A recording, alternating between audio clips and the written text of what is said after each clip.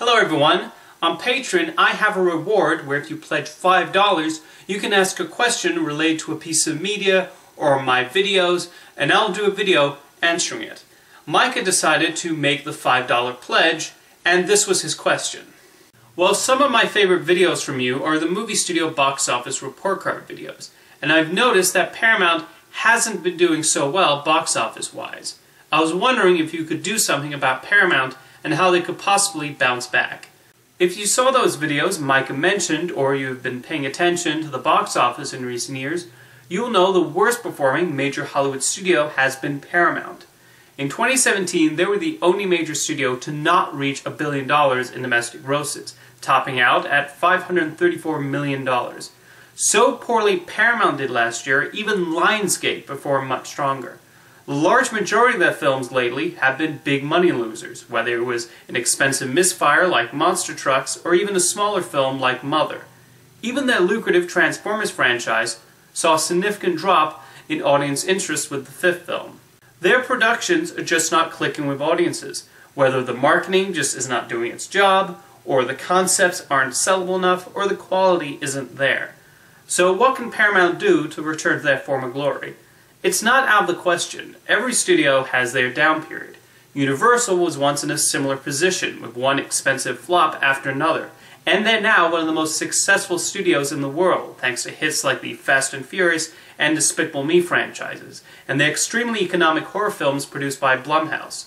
Sony Pictures was not doing all that well a couple of years ago, but they really rebounded over the past year, thanks to box office successes like Jumanji: Welcome to the Jungle, Spider-Man: Homecoming, Baby Driver, and even the Emoji Movie. Peter Rabbit is also enjoying a strong performance right now. And one thing Sony has done really well with that Paramount should consider is being careful with their budgets. I did not look at a single Sony release in 2017 and think, wow, they spent too much on that. As opposed to Paramount, which spent $125 million on Monster Trucks of all things. Downsizing also did not need to cost almost $70 million. Paramount, to their credit, does seem to be trying to keep their budgets under control at the moment. The upcoming Transformers spin-off Bumblebee has a budget reportedly in the $70 million to $100 million range, rather than the gargantuan $200 million plus budgets of the Michael Bay films. So even if Bumblebee does half the business of Transformers The Last Night, which is definitely likely, they won't lose money on it. Transformers 6 was even recently removed from Paramount's schedule, which suggests they are aware of the waning popularity of that franchise. In terms of what other Paramount movies could give them much-needed hits this year, I feel particularly positive about two. One is the new Mission Impossible film. This franchise is one of Paramount's most consistent box office performers, and the Super Bowl trailer generated a lot of buzz. Even though Tom Cruise is not nearly as big of a rival draw as he used to be, audiences still seem to be enjoying watching him as Ethan Hunt. I also think A Quiet Place will be a breakout hit for the studio.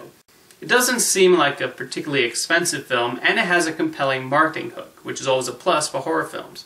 Has a good release date, and they're borrowing quite a bit from Blumhouse's marketing playbook. Paramount has an upcoming action comedy called Action Point, with Johnny Knoxville playing a daredevil in a poorly run amusement park. They have not started the marketing for this yet, but Knoxville has had success before with his Jackass films. There's potential there. What are some other things Paramount could do to improve? Well, their planned animation division could use a game plan. When they initially announced the formation of Paramount Animation in 2011, following the release of Rango, they were so gung-ho about it. In 2015, they released the second SpongeBob movie, Sponge Out of Water, which was a big hit. They were supposed to release The Little Prince, but then sold it off at the last minute. Monster Trucks was also originally going to be labeled a Paramount Animation production. They've had creative people come and go, and the unit is currently on its third president. Paramount has Sherlock Gnomes coming out this month, although it's telling they're not marketing it as a sequel to Romeo and Juliet. You just remembered Romeo and Juliet existed, didn't you? Paramount Animation's next animated film, Amusement Park, is opening next March. And they also have a Loud House movie and another SpongeBob movie being developed, so they are taking advantage of the Nickelodeon brand's appeal. Paramount also recently signed a deal with Skydance to distribute animated films for them. So they are trying, but it's been a long and bumpy road, and there's still a lot of uncertainty over whether Paramount Animation can become the next Blue Sky or Illumination. I also think Paramount should revive their Friday the 13th series. There was going to be a new film last year that Breck Eisner was all set to direct, but it was cancelled at the last minute.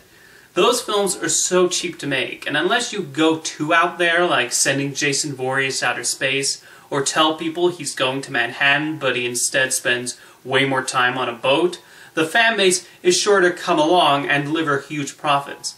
There has not been a Friday the 13th movie since 2009, so there's definitely some demand to see Jason walking through Camp Crystal Lake again. Maybe Paramount is waiting to see how Universal's revival, the Halloween franchise, does later this year. But I think the studio is missing out by not sticking a metal post in Jason and waking him up. That's a reference to Part 6. Now, there is a glimmer of hope for Paramount's fortunes. About a year ago, Brad Grey, the former head of Paramount, was fired and replaced by Jim Giannopoulos, who had recently had a successful tenure running 20th Century Fox. When these regime changes happen, it takes a while to see the influence of the new studio head. The films released last year, and a lot of the movies coming out from Paramount this year, were from the Brad Grey era. We won't see the films greenlit by Giannopoulos and his team until 2019, and I think what they're putting into production will find an audience and get Paramount back near the top of the box office rankings. Here's hoping anyway. Greenlighting films at studios is always a guessing game, as you have to be one step ahead of what an audience 2 years from now might be interested in seeing, and the pressure is even higher when your current slate is not performing well. I'm rooting for you, Paramount, and thank you for your question, Micah. I was happy to answer it.